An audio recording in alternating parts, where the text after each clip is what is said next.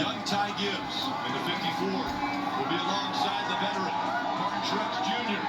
As they come out forward, the green flag will go in the air. The Martinsville race is underway.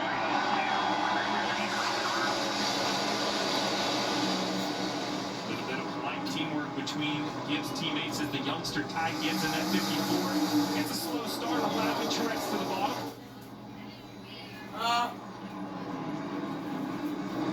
Still a fight for that second spot as Gibbs has the preferred line on the inside. Denny Hamlin in the 11 trying to take that second spot away. And while the bottom is preferred, you can make a little time up top, but the reason drivers are looking for the bottom is this is more work on that right rear tire of the Hamlin. That's the tire that gives up first. So right here he turns in, everything's okay, but as the 11 goes back to the gas, he has to work those outside tires a little harder on the outside of the racetrack. We always hear the 6 degrees of separation. Well, we're riding along on the Coke Zero Sugar number 11 of Denny Hamlin. There is 0 degrees of separation from all the cars that he's racing around because he's either racing with a teammate or a car that, by the way, the 54, that's the teammate that just got in the back of him. He owns the 23 of Bubba Wallace. So he's a team owner and a driver at the same time. 14, that red and black 14 of Chase Briscoe.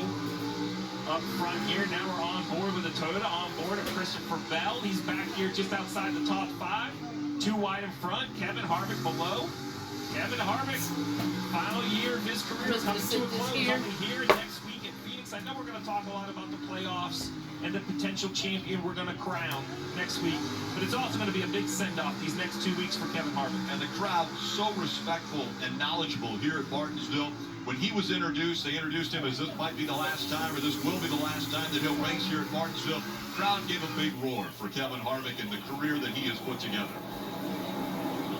130 laps in this stage. These cars at the short track races are over 150 laps on fuel. So, there's not a required pit stop fuel-wise. But if the yellow comes out somewhere in the middle of this stage, you're definitely going to want some fresh good years. Pulling out to a pretty substantial lead early, 1.5 seconds. Martin Truex Jr. over Denny Hamlin. Yellow lines underneath drivers that are in the playoffs and to get championship spots. Jeff Jr., I'm a little jealous. I won't lie. It's my favorite track on the circuit. You were just down trackside, sold out crowd. From up here, it looks just full of excitement and entertainment down there. What was it down there on the track? There's a lot of energy down on the racetrack. Obviously, walking through the fans, up through the grandstands to get to the booth. Everybody's excited about what's happening here today. They expect to see some fireworks. We got a great dose last night in the Xfinity Series of what's possible today. And as this race goes on, it gets a little deeper into those final few laps. We're going to see how desperate these drivers are. I'll tell you what it is, too, is hot. It is a uncharacteristically hot weekend here in Martinsville, and that is going to test the drivers. One of the hottest I've ever been in my life was at a race at this racetrack. This will be a major test. Who's in shape and who's not? Lady clearing the 41 of Ryan Preece. Yeah, even though the ambient temperatures here aren't, usually hotter than most races, there's nowhere to really get air moving around in the car. It's a small racetrack, and so the air inside the car continues to go, temperature-wise, go up. You got engine temp, brake temps, all those things just sort of baking that driver inside there. Your feet get hot. Everything gets pretty used up here in this race.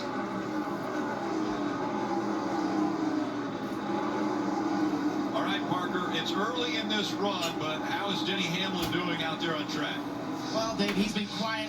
Sorry, Rick. He's been quiet on the radio, but one of the things you saw there early on was a move in front of Ty Gibbs at 54. I spoke to his crew chief, Chris Gabehart, before this race, and I said, how do you race your teammates? Obviously, against the 19, making the best team win, but what about the 54, the 20? He said, all the teams that Joe Gibbs met and discussed this, and obviously, there's ways that they can help us and be courteous on the racetrack. I think you saw that at Ty Gibbs when he let the 11 slot in from the high side into turn 3 and now runs in second, trying to chase down that 19 car of Martin Truex Jr. Top 2 right now. They, between them, have 8 Martinsville wins. 5 for Denny Hamlin, 3 for Martin Truex Jr. A grandfather clock. The prize at the end of this race for the winner. As we see already pressure being put to the 23 of Bubba Wallace. Ryan Blaney in that 12 is definitely faster. Ryan Blaney in practice yesterday had a ton of speed.